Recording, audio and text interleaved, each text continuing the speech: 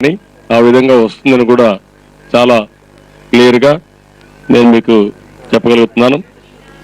అయితే ఈరోజు మేము కూర్చున్న మీటింగ్ కూడా ఇంతవరకు అటు ఇటు ఆసిలేషన్లో ఉండే విషయాల్లో ఊహాగానాలు ఏమీ లేకుండా ఊహాగానాలన్నిటికీ తెరబడడం, ఈ యొక్క మహాకూటమి ఏర్పాటు, కాంగ్రెస్ ఓటమి రెండు కూడా ఖాయం, జరిగి తీరుతాయి. ఆ విధంగా మేము అందరం ముందుకు పోతున్నాం. మిత్రులు ఇప్పటికే చాలా విషయాలు చెప్పారు. ఈరోజు ముఖ్యమంత్రి ఏదైతే ప్రతిపక్షాలకు బుద్ధి లేదన్నట్టు మాట్లాడడం చాలా అభ్యంతరకరమైన విషయం. దీన్ని చాలా తీవ్రంగా ఖండిస్తున్నాం, గ్రహిస్తున్నాం. మేము మాట్లాడింది మైతాస్లో కానీ అదే మరిగా ఈరోజు కార్పొరేట్ సెక్టర్లో ఎప్పుడూ జరగనటువంటి స్కాండల్ జరిగింది, కుంభకోణం జరిగింది. ఇది మేము చెప్పడం కాదు, ఎవరైతే చేసిన రామలింగరాజు గారే కన్ఫ్యూజ్ చేశారు. ఈరోజు ఈ దేశంలో ఆర్బీఐ ఏదైతే ఫారిన్ ఎక్స్చేంజ్ రిజర్వ్స్ అయితే ఏదైతే ఆపరేట్ చేస్తారు, ఇన్ఫ్లో కానీ అవుట్ఫ్లో కానీ ఇక్కడి నుంచి ఫారిన్ ఎక్స్చేంజ్ అంతా కూడా మానిటర్ చేయాలి. అది పూర్తిగా ఫెయిల్ అయ్యారు. సెబీ పూర్తిగా ఫెయిల్ అయ్యింది. అదే మరిగా రిజిస్టర్ ఆఫ్ కంపెనీస్ పూర్తిగా ఫెయిల్ అయ్యే పరిస్థితి వచ్చింది. అదే మరి కేంద్ర ప్రభుత్వం, రాష్ట్ర ప్రభుత్వం, ఇంటెలిజెన్స్ డిపార్ట్మెంట్స్ ఉన్నాయి, ప్రభుత్వాలు ఉన్నాయి. ఇవన్నీ కూడా పూర్తిగా ఫెయిల్ అయ్యాయి అనేది చాలా క్లియర్గా ఎస్టాబ్లిష్ అయింది. రెండోది రాష్ట్ర ప్రభుత్వం మైతాస్ ఇన్ఫ్రాస్ట్రక్చర్, మైతాస్ ఇన్ఫ్రా ఉంది. 87 నుంచి 100 కోట్ల రూపాయల లోపలనే వాళ్ళ టర్న్ ఓవర్ 2003-04 లోపల 2004 లోపల 100 కోట్ల రూపాయలు టర్న్ ఓవర్. ఈ రోజు వీళ్ళు ఇచ్చింది 38,000 కోట్ల రూపాయలు. రోడ్లు కానీ మన ఇరిగేషన్ ప్రాజెక్ట్స్ 18,000 కోట్లు, 12,500 కోట్ల రూపాయల దగ్గర మెట్రో, పోర్ట్ ఒక 2-3 కోట్లు, ఎయిర్పోర్టు, 3 SEZలు, దీనికి సత్యానికి 3 SEZలు. ఇంకో పక్కన హైదరాబాద్ రింగ్ రోడ్డు ఇచ్చారు, పవర్ ప్రాజెక్ట్స్ ఇచ్చారు, రోడ్లు ఇచ్చారు. ఇన్ని ప్రాజెక్టులు 3-4 సంవత్సరాల్లో 38,000 కోట్ల రూపాయలు ఇచ్చారు. ఇప్పుడే రాఘవులు గారు ఒక విషయం చాలా స్పష్టంగా చెప్పారు. ఏదైతే 8,000 కోట్ల రూపాయలకు ఎస్టిమేట్ చేశారు, 8,000 కోట్ల రూపాయలకు వాళ్ళు ఎస్టిమేట్ చేసినప్పుడు ప్రభుత్వానికి తెలిసి చేశారా, తెలియకుండా చేశారా? ఇది ఒక విషయం కూడా ఈ ప్రభుత్వం చెప్పాల్సిన అవసరం ఉంది. అదే ఈ ప్రభుత్వం ఏదైతే ఈ స్కాండల్ రాకమునుపు ఒక వారానికంటే మునుపు వేరే ఇన్ఫ్రాస్ట్రక్చర్ కంపెనీస్ అప్రోచ్ అయ్యి మైతాస్ ఇన్ఫ్రాని టేక్ ఓవర్ చేయమని ముఖ్యమంత్రి రాయబారాలు చేశారని కూడా చాలా స్పష్టంగా చెప్పడం జరిగింది. అంటే వీళ్ళ ఇంటెన్షన్ ఏంటి, వీళ్ళ ఉద్దేశం ఏంటి, దేనికోసం చేశారు? ముఖ్యమంత్రికి అంత వరి కావాల్సిన అవసరం ఏమొచ్చింది, లేక అంత కన్సర్న్ ఏమొచ్చింది? ఈరోజు 38,000 కోట్లు ఇవ్వడం ఒక విషయం అయితే, దాన్ని ఇది కొలాప్స్ అయిన సత్యం కొలాప్స్ అవుతుందని ముందుగానే తెలిసి మైతాస్ ఇన్ఫ్రా కూడా కొలాప్స్ అవుతుంది కాబట్టి ఈ వర్క్లన్నీ మళ్ళా వాళ్ళు చేయలేకపోతే రీటెండర్ ఇవ్వాల్సి వస్తుంది కాబట్టి ఈయనకి పర్సనల్ ఇంట్రెస్ట్ ఆ కంపెనీలో ఉంటేనే తప్ప వేరే కంపెనీలకు అప్రోచ్ అయ్యే పరిస్థితి లేదు. అది చేశారు, దానిపైన కూడా చెప్పాల్సిన అవసరం ఉంది. ఇంత పెద్ద స్కాండల్ జరిగిన తర్వాత మైతాస్ ఇన్ఫ్రాస్ట్రక్చర్ ని ఈ ప్రాజెక్టు సమీక్ష కూడా చేయలేదు. సమీక్ష చేయాలి అనే ఆలోచన కూడా ముఖ్యమంత్రి రావడం లేదు. మేము అడుగుతున్నాం, వాళ్ళ కెపాసిటీ ఉందా, వాళ్ళ ఆర్థిక పరిస్థితులు ఏంటి? ఈ రోజు వీళ్ళని నమ్ముకొని ఫైనాన్షియల్ ఇన్స్టిట్యూషన్స్ డబ్బులు ఇస్తారా? ఫైనాన్షియల్ క్లోజర్ అవుతుందా ఈ ప్రాజెక్ట్స్ కన్నిటికీ? అదే మరిగా వాళ్ళ క్యాపబిలిటీ పైన, ఇంతవరకు మిత్రులు చెప్పినట్టు వయబిలిటీ పైన, ఫీజిబిలిటీ పైన ప్రాజెక్టు వారిగా మీరు ఏమైనా అసెస్ చేశారా? చేసిన తర్వాత వాళ్ళకి ఆ సత్తా ఉందా ఈరోజు? ఇవన్నీ ఒక పక్క జరుగుతా ఉంటే 121 కోట్ల రూపాయలు విలువ చేసే రోడ్లు నామినేషన్ పైన మళ్ళా ఇచ్చారు, ముఖ్యమంత్రి స్వయంగా ఇచ్చాడు. అంటే ఆ కంపెనీ పైన మీకు అంత అభిమానం, ప్రేమ ఎందుకు వచ్చాయి? ఇవన్నీ కూడా చెప్పాల్సిన అవసరం ఉంది. మేము ఈ విషయాలు చెప్తే ప్రధానమంత్రి వీళ్ళందరూ కన్సర్న్ అని చెప్పి వాళ్ళు బాధపడుతూ వాళ్ళలో యాక్షన్ చేసినట్టు వాళ్ళు ముందుకు పోతా ఉంటే ప్రతిపక్షాలను పట్టుకొని మీకు బుద్ధి ఉందా, బుద్ధి లేని వాళ్ళు ఎన్ని చేస్తారని మాట్లాడుతున్నారు.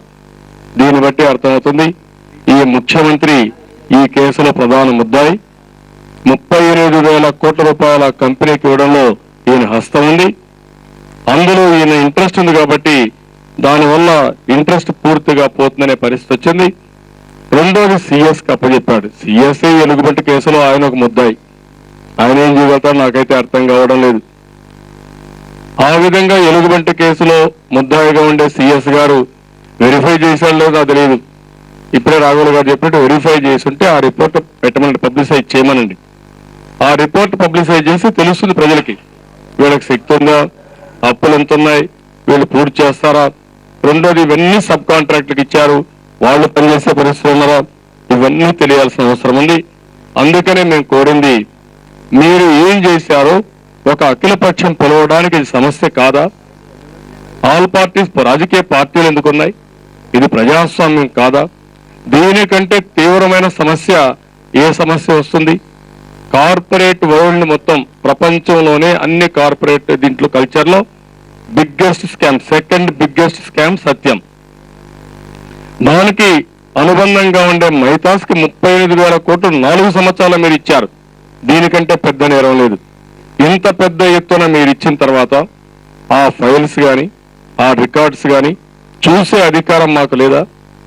అంటే మీ యొక్క గర్వం ఎంత అహంభావం ఉందంటే, మమ్మల్ని ఇన్ఫర్మేషన్ చట్ట ప్రకారం మమ్మల్ని సమాచారం తీసుకునే పరిస్థితికి వచ్చారు. అంటే అపోజిషన్ పార్టీస్, ప్రతిపక్ష పార్టీలు కానీ, నేను ఒక ప్రతిపక్ష నాయకుడిగా అసెంబ్లీలో ఉంటే ఆర్డినరీగా అందరికి ఇచ్చినట్టు నేను కూడా పోయి డబ్బులు కట్టి తెచ్చుకోవాలి. మాట్లాడంటే మేము ఆల్ పార్టీస్ తెచ్చుకోవాలి. అంటే మీరు స్కామ్స్ చేసి ముందుకు పోతా ఉండండి, మేము చుట్టూ ఆఫీసుల దగ్గర తిరుగుతూ మేము వెతుక్కుంటూ మేము తీసుకొచ్చుకుంటా ఉంటాం. అంత అహంభావమైనటువంటి వ్యాఖ్యలు చేయడం చాలా దారుణం, చాలా బాధాకరం. దీన్ని చాలా తీవ్రంగా ఖండిస్తున్నాం, గర్హిస్తున్నాం. ఈ రోజు ల్యాండ్స్ ఉన్నాయి, అందులో కూడా తేలాల్సిన విషయాలు చాలా ఉన్నాయి. వీళ్ళు ల్యాండ్ సీలింగ్ ఎగ్జామ్షన్ ఇచ్చారా? అంత భూమి కొనే అవకాశం ఉందా? అలాంటి విషయాలు కూడా చాలా విషయాలు బయట రావాల్సిన అవసరం ఉంది.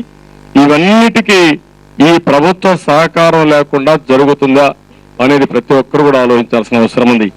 అందుకే రాఘవులు గారు చెప్పినట్టు మాకు బుద్ధి ఉందా, లేకుంటే మీరు పెద్ద మనిషా? నేను ఆ బుద్ధి ఉందా నేను అడగలేదు ఇప్పుడు, ఎందుకంటే ఇంకా చాలా సమయం ఉంది కాబట్టి.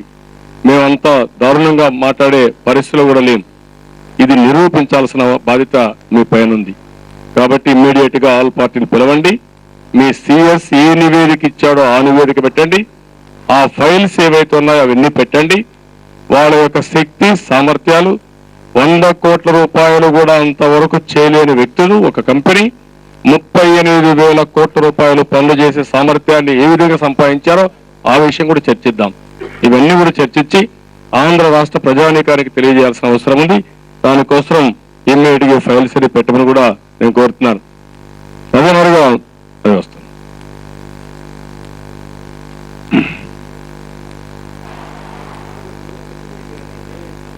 అదే మరిగా ఈరోజు శ్రీధర్ని చూశారు. అంటే ఈ ముఖ్యమంత్రి ఎక్కడ చదువుకున్నా నాకు తెలియదు, ఏం చేశారో తెలియదు, ఏ టెక్నాలజీ చేశాడో నాకు తెలియదు. డాక్టర్ చేశాడు, ప్రాక్టీస్ చేయలేదు. ప్రాక్టీస్ లేని డాక్టర్. ఇప్పుడు నేను అడుగుతున్న శ్రీధరన్ ప్రపంచంలో one of the best consultant on metro, authority on metro. ఒక మాటలో చెప్పాలంటే ఢిల్లీ మెట్రో నేనే పెట్టి ఆ రోజు, వీళ్ళకి ఇప్పుడు బాధ అయింది దాని మీద. ఆ రోజు 3 మెట్రోలు వస్తే, హైదరాబాద్, బెంగళూరు, అహ్మదాబాద్ 3 మెట్రోలు వస్తే శ్రీధరన్ని కన్సల్టెంట్ గా పెట్టి వైబిలిటీ రిపోర్టు తయారు చేయించాం. ఆ రోజు ప్రాజెక్ట్ రిపోర్ట్ ఆయన తయారు చేశాడు. తయారు చేసిన తర్వాత వీళ్ళు టెండర్లు పిలిచారు. ఆయన ప్రకారం విన్నటువంటి కర్ణాటక మెట్రో చాలా ఫాస్ట్ గా వెళ్ళిపోతుంది. ఇప్పుడు ఎగ్జిక్యూషన్ జరుగుతూ ఉంది. వీళ్ళు ఎక్కడికక్కడ దాన్ని టింకర్ చేసి కంపు చేసి ఈ రోజు ఈ ప్రాజెక్టే వచ్చే పరిస్థితి లేదు, ఫైనాన్స్ క్లోజ్ అయ్యే పరిస్థితి లేదు. అలాంటి పెద్ద మనిషి చాలా స్పష్టంగా చెప్పాడు, భూములు ఇవ్వడం కరెక్ట్ కాదు, మీ కండిషన్స్ కరెక్ట్ కాదు, దీనివల్ల ఈ ప్రాజెక్ట్ వైబిలిటీ రాదు, వచ్చిన చాలా సమస్యలు వస్తాయి, రాజకీయ అవినీతి కూడా ఉంటుంది, దీంట్లో అవినీతి పెద్ద ఎత్తున వచ్చే పరిస్థితి అని చాలా స్పష్టంగా చెప్తే ఆ పెద్ద మనిషి పైన పరువు నష్టం దావా వేస్తారంటున్నారు. బెదిరించారు. అయినా కూడా నేను ఆయన అప్రిషియేట్ చేస్తున్నాను. మళ్ళా ఒక రిపోర్ట్ ప్లానింగ్ కమిషన్ పంపించాడు. ప్లానింగ్